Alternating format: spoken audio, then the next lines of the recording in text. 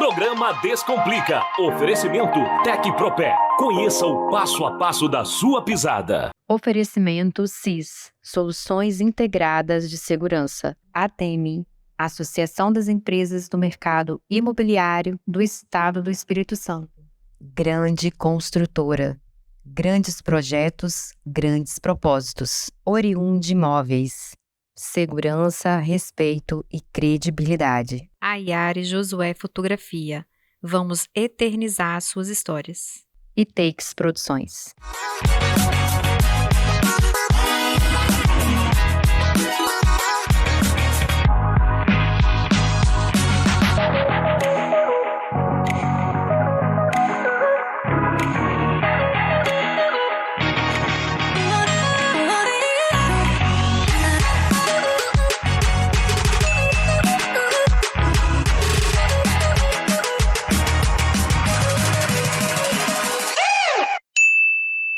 Oi, gente, tudo bem? Estamos iniciando mais um programa Descomplica aqui no Taj Home Resort, o maior empreendimento do Brasil da Grande Construtora.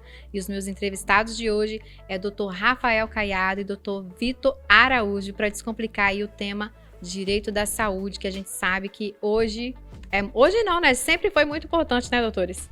Verdade. Primeiramente, queria agradecer o convite. Eu que agradeço, uma honra tê-lo aqui no meu programa. E a gente está realmente aqui para descomplicar esse assunto aí que está em pauta. Verdade, tão pertinente aí para o nosso dia a dia, né, doutor Vitor? Perfeito. Doutora Sandra, então, esse é um tema que muitas das vezes as pessoas têm um pouco de complexo, né, de conhecer melhor. E o objetivo nosso hoje, como o doutor Rafael bem disse, é descomplicar esse conceito dentro, né, para os nossos telespectadores. Verdade, já agradeço novamente a vinda de vocês para descomplicar esse assunto. Vocês aí de casa com certeza irão escutar mais vezes informações sobre esse ramo do direito, que a gente sabe que é muito pertinente para o nosso dia a dia. E eu já quero pedir para o Dr. Rafael se apresentar, falar o seu Instagram, falar a sua qualificação, bem como também o Dr. Vitor, para quem está em casa te conhecer melhor, Dr. Rafael. Meu nome é Rafael Caiado, sou advogado há 15 anos, pós-graduado, com experiência na advocacia pública e na advocacia privada. Bom, meu nome é Vitor Araújo, sou advogado já com experiência na área jurídica há aproximadamente 10 anos, atuante também da área civil, né, dessa parte também de consumidor, e estamos aqui hoje para poder descomplicar um pouco esse conceito. Meu Instagram também, para quem puder nos acompanhar lá, nós sempre divulgamos material, é adv.vitoraraújo. E o do doutor?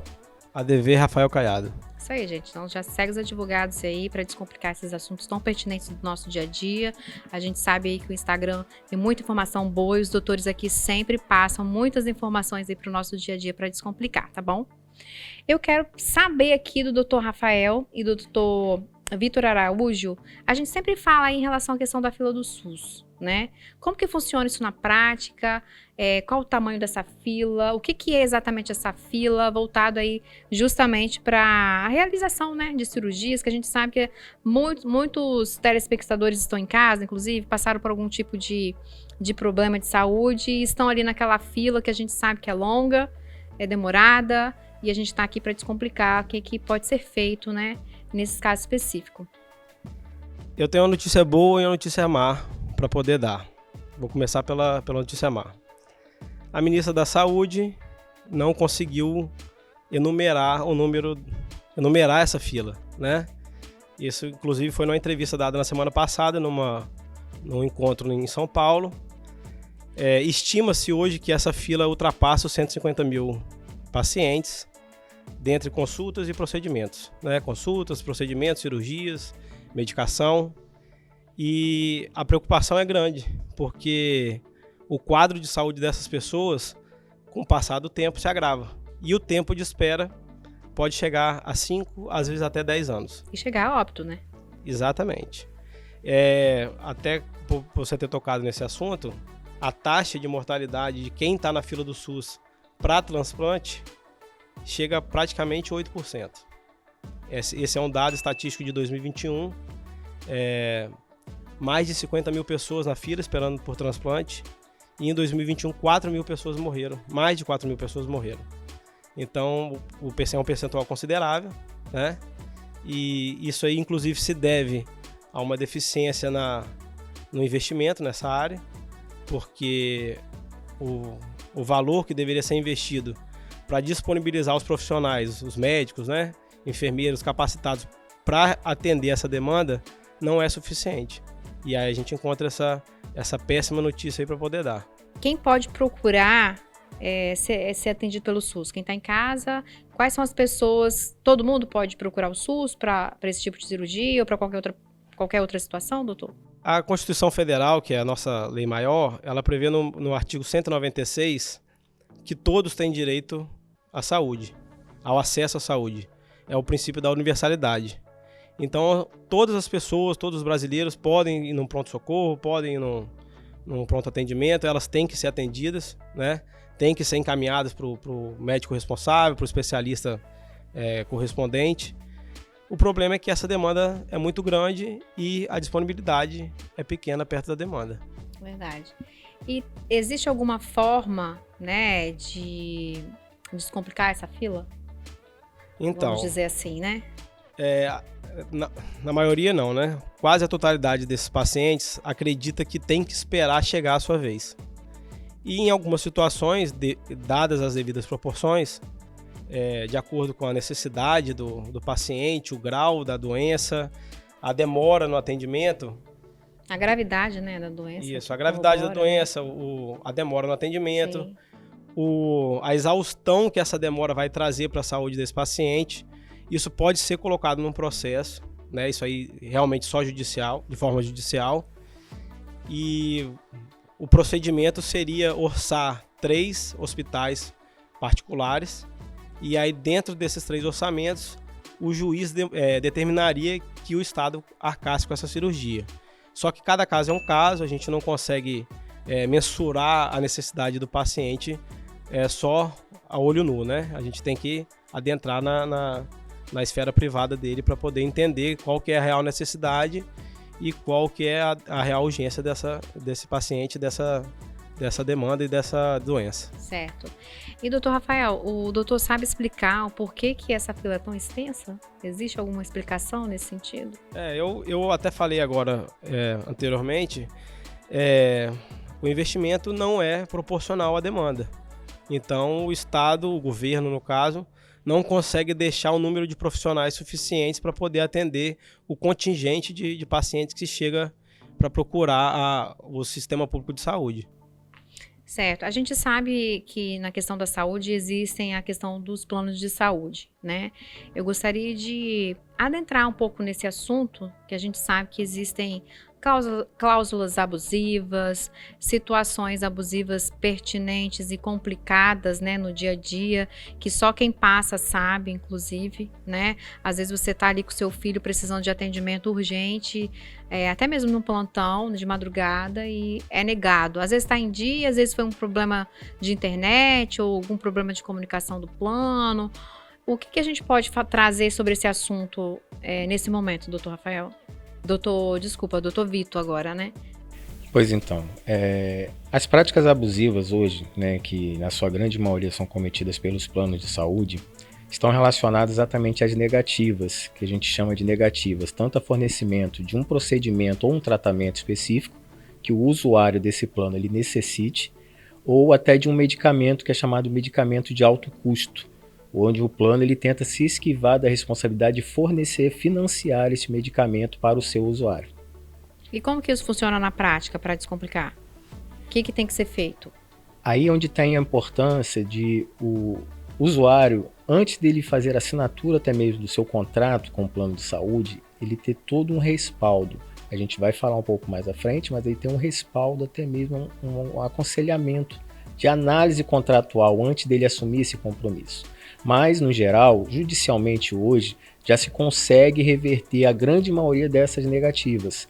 Por quê? Exatamente por ferir preceitos legais que a conduta dessas operadoras de plano de saúde acometem, de fazer com que o usuário seja sempre prejudicado.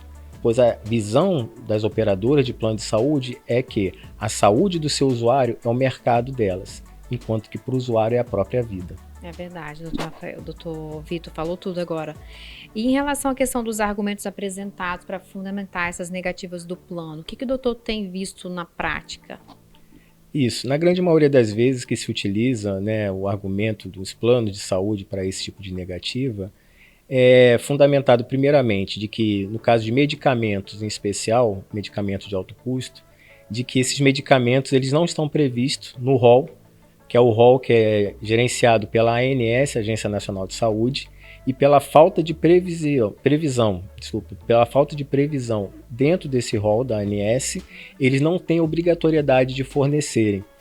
Mas houve recentemente, até no passado, ano passado, a decisão do Supremo, né, do Superior Tribunal de Justiça, onde foi uma decisão polêmica, até mesmo que houve um movimento midiático, até mesmo em virtude dessa decisão, onde foi especificado de que esse rol de especificações de fornecimento, tanto medicamento quanto tratamento para com a ANS, era um rol de natureza taxativa.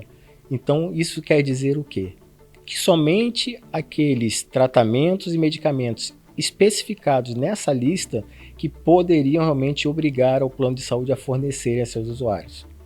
Pois então, só que isso veio a ser derrubado, pois houve um projeto de lei, que foi até de um relator, um senador também do Rio de Janeiro, que foi à frente na relatoria, e esse projeto de lei, no seu texto principal, ele determinou, quebrando essa visão, colocando exatamente que todos os planos têm a obrigação de fornecer todo o medicamento ou tratamento necessário aos seus usuários. E esse projeto de lei é o projeto de lei número 2033 do ano de 2022. Em relação à questão das cirurgias bariátricas, doutor, o que o doutor tem para trazer aí para a gente, para descomplicar aí, para quem está em casa nos assistindo? A gente sabe, inclusive, né, veio pandemia, as pessoas ficaram doentes tanto psicologicamente quanto engordaram, né? Ficamos enclausurados dentro de casa, comemos mais, veio ansiedade e aí com isso muita gente engordou. Então, a cirurgia bariátrica é uma das negativas que mais ocorrem dentro desse tipo de procedimento, tanto pelos planos de saúde quanto pelo próprio Sistema Único de Saúde, o SUS. Como a doutora bem disse, né, há um estudo que foi firmado pelo IES, que é o Instituto de Estudos da Saúde Suplementar. No ano de 2014, existia exatamente dentro da nossa população brasileira cerca de 18% da população como obesos. Isso em 2014. Só que chegou ao ano passado, ano de 2022, esse estudo identificou que houve um crescimento de aproximadamente 0,8 pontos percentuais de crescimento do número de obesos no país. E o ano de 2020 e 2021 foi onde o aumento foi até maior.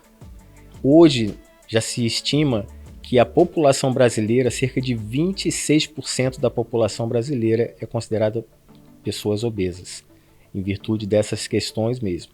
E dentro disso, aí houve um crescimento da procura pela cirurgia bariátrica, que cresceu aproximadamente 45% a procura por esse tipo de cirurgia, muito alto crescimento. E com automaticamente o crescimento também vindo a ser nessa dimensão, as negativas também cresceram muito.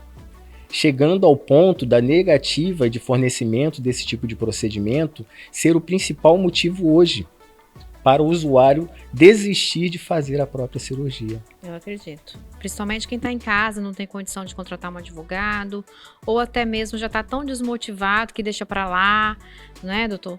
Existem N situações, mas você de casa, pode descomplicar, não pode desistir não, né? A gente tem o judiciário, tem a defensoria pública se você não pode contratar um advogado, mas se você pode, contrate um advogado de sua confiança, não deixe, né, para trás, inclusive, a sua saúde, né? Porque sem saúde a gente não é nada. Exatamente. E um outro detalhe que é importante, doutora Sandra, observar, que a própria cirurgia bariátrica, ela traz também uma outra necessidade para o usuário do plano de saúde, por exemplo, que é a necessidade de fazer a cirurgia plástica pós-bariátrica. Reparadora, né, doutor? Exatamente, que na verdade os planos de saúde se utilizam do argumento para negar esse tipo de cirurgia, dizendo que é um tipo de cirurgia de natureza estética e não reparadora. E nós bem sabemos que a natureza dessa cirurgia é para trazer a autoestima, né, e a saúde mental do próprio paciente de volta, para que ele também tenha a condição física de poder estar bem, Porque depois de ter feito uma cirurgia bariátrica, perder tanto peso, fica aquele excesso de pele. E aí aquele peso que ele carrega traz dores pelo decorrer de todo o corpo. E com isso, acaba que o paciente ele também afeta a sua saúde mental. E é importante entender que hoje a natureza desse tipo de cirurgia plástica ela é reparadora. É para trazer de volta a autoestima e a saúde física e mental do paciente. E existe alguma situação que possa ser realizada em relação aos planos de saúde nessas negativas ou só o processo judicial? Mas eu vou pedir para o doutor aguardar, não me responder. Então vocês aí de casa, aguardem e já voltamos.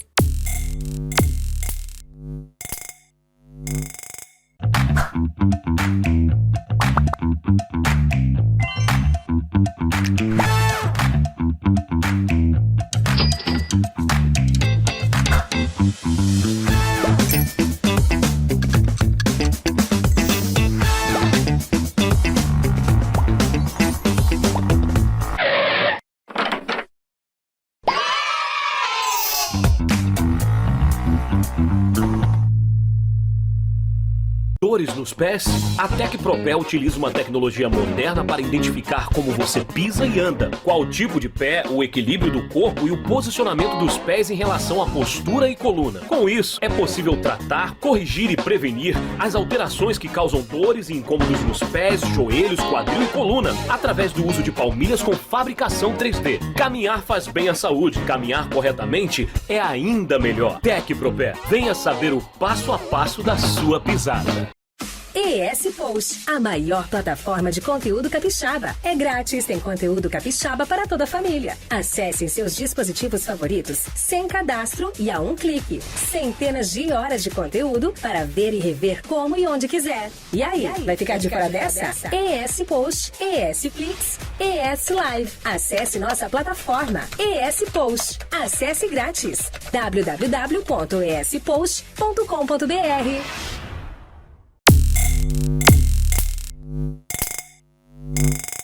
E estamos de volta com esses dois advogados, grandes profissionais, Dr. Rafael Caiado e Dr. Vitor Araújo, falando um pouquinho sobre direito da saúde. No primeiro bloco, a gente falou um pouquinho da questão do SUS, da fila do SUS, como faz para descomplicar aí esses assuntos voltados, né, para quem está em casa e precisa passar por uma cirurgia, precisa de um medicamento. Então, você aí de casa, se perdeu essa entrevista, já acesse nosso canal no YouTube, baixe também o app ESFlix, ou também você pode acessar essa entrevista completa no site da Rede TV, que é o ES Post.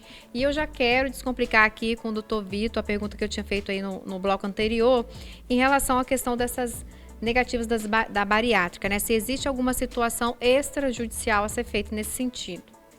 Então, doutora Sandra, é possível, na verdade, sim, conseguir reverter administrativamente essa negativa. Mas é importante entendermos também de que, na grande maioria dos casos, os planos de saúde se apegam ao fato da previsão contratual. Aí nós adentramos exatamente ao conceito da importância de se ter um respaldo, uma consultoria no momento da contratação do seu plano de saúde. Não havendo a possibilidade, né, administrativa de ser feito essa reversão, é necessário judicializar o procedimento. O índice de reversão é muito alto, até mesmo porque a gente considera que a obesidade é uma doença grave hoje. Até porque a obesidade, ela hoje mata aproximadamente 170 mil pessoas por ano no Brasil.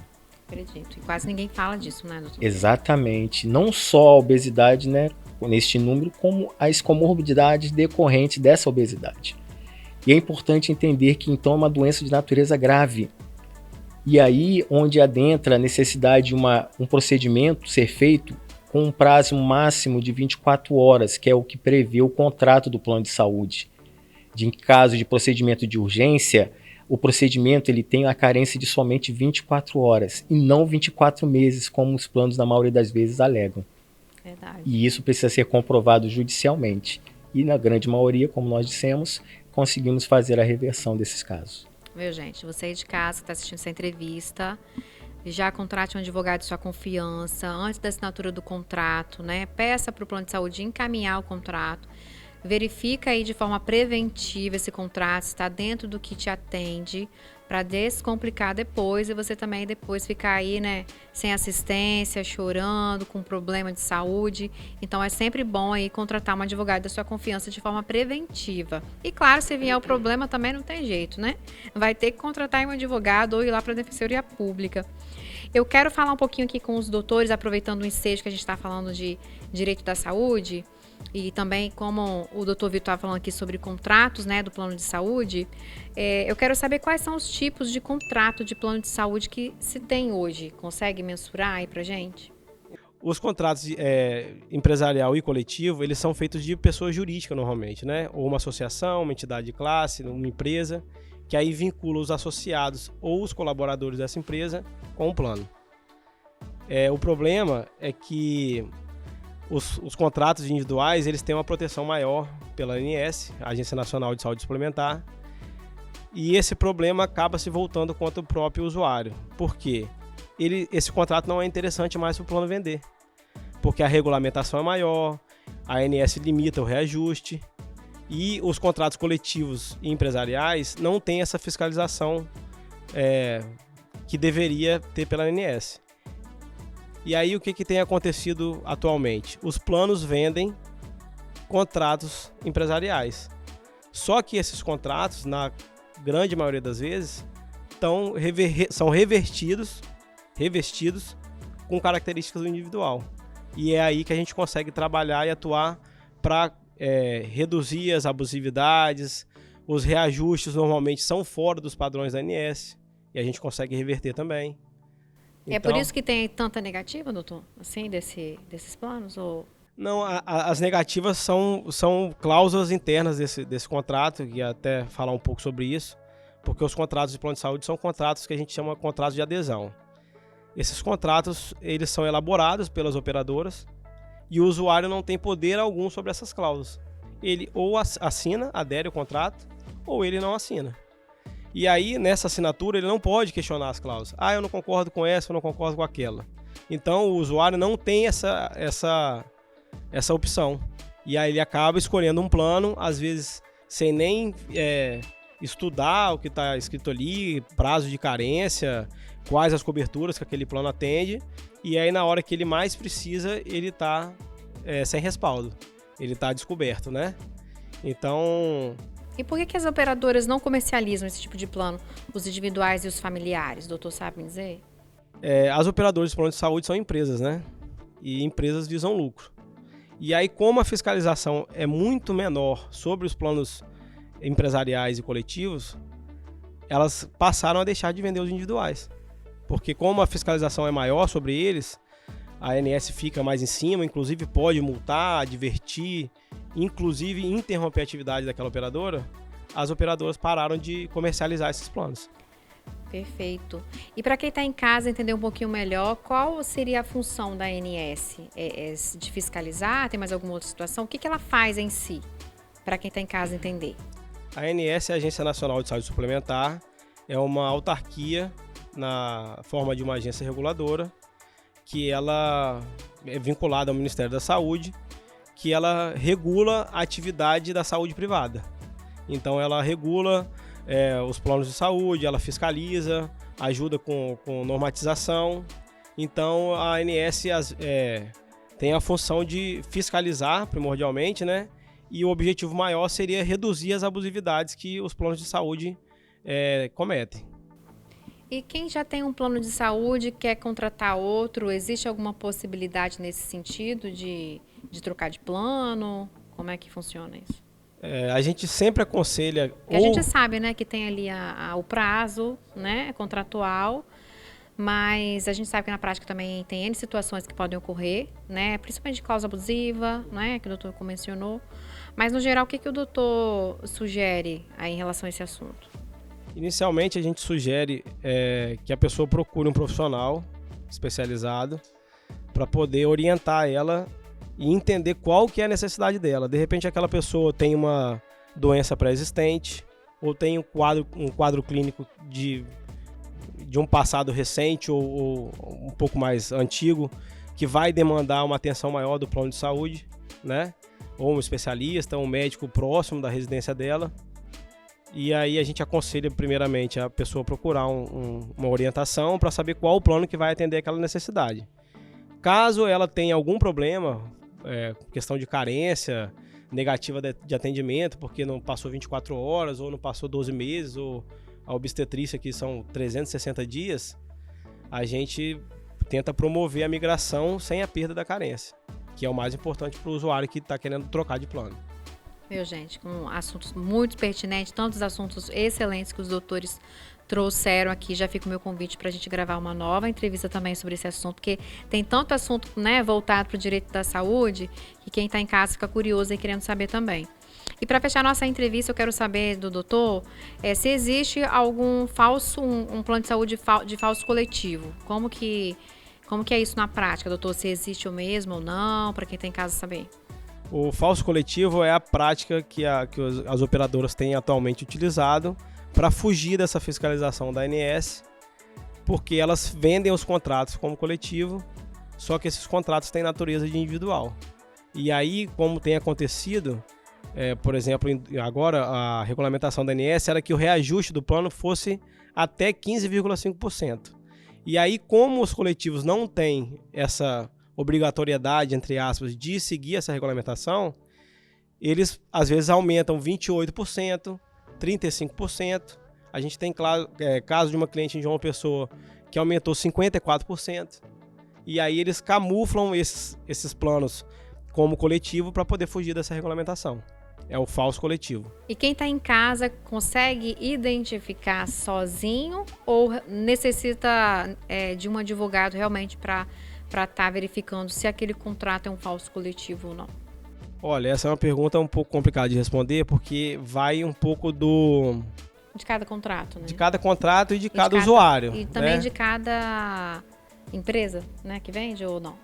Na verdade, a pessoa, quando vai procurar um plano de saúde, ela procura um corretor. Sim. E aquele corretor está vinculado a uma operadora ou outra, ou aquela troca entre os operadores, os corretores. Eu vendo o seu, você vende o meu. Verdade. E aí eles vão vender o peixe deles. Né? Eles vão vender o peixe deles. E aí eles sempre vão encontrar um contrato que é adequado para o usuário. Só que o usuário pega um contrato de 40 páginas, ele não vai ler as 40 páginas. Ele vai, de repente, pegar o principal e são nas entrelinhas que existem os problemas, né? É verdade. E a gente tá aqui para descomplicar, viu? Eu já quero agradecer aos colegas, foi muito pertinente esse assunto aqui no programa, Dr. Rafael e Dr. Vitor, tá? As portas estarão sempre abertas, né? Principalmente para quem é advogado, para os colegas da advocacia, que a gente sabe aí que a gente está aqui justamente para trabalharmos unidos, né? A gente sabe de várias, vamos dizer assim, fazendo um paralelo, né? A gente sempre tem lá no dia a dia os médicos, a gente vê isso, né? E ouve, né? Que os médicos são mais unidos, que os advogados não são tão unidos, mas a gente está aqui para desmistificar essa situação, porque a gente está aqui sim para ajudar uns aos outros e principalmente você aí de casa com essas informações tão pertinentes. E eu já quero aproveitar e pedir para os colegas aqui passar alguma orientação ou alguma mensagem, o que quiserem para quem está em casa e para os meus telespectadores. Queria aproveitar a oportunidade da gente estar nesse empreendimento para fazer uma analogia com a área do direito empresarial condominial. Por quê? Alguns anos atrás, quem comprava imóveis ou para investimento ou para moradia não se preocupava tanto com a procedência daquele imóvel. Se ele era regularizado, se ele tinha uma escritura, se ele tinha alguma restrição ou alguma pendência. Ou se já tinha sido vendido, né? Exatamente. Procure um profissional especializado, se oriente sobre o seu contrato, entenda se aquele contrato realmente atende às suas necessidades, porque você assinar um contrato hoje sem se atentar a essas situações, lá na frente você pode ter um problema muito maior. Realmente a gente está aqui para tirar essa visão de quem está em casa, né? Que advogado é muito caro, que isso ou aquilo, mas a gente está aqui realmente para trabalhar de forma preventiva e te ajudar, viu? Então bora descomplicar aí nesse assunto. E claro, né, gente? Não complica, descomplica. E aí, gostaram do programa de hoje? Então não percam todo sábado aqui na Rede TV às 9h45 da manhã e toda quarta às 2h15 da tarde. E se você de casa perdeu algum programa, não tem problema. Poderá acessá-lo no app Flix no site da Rede TV e também no nosso canal no YouTube. Então vocês já sabem, né, gente? Ative o sininho, compartilhe e bora descomplicar!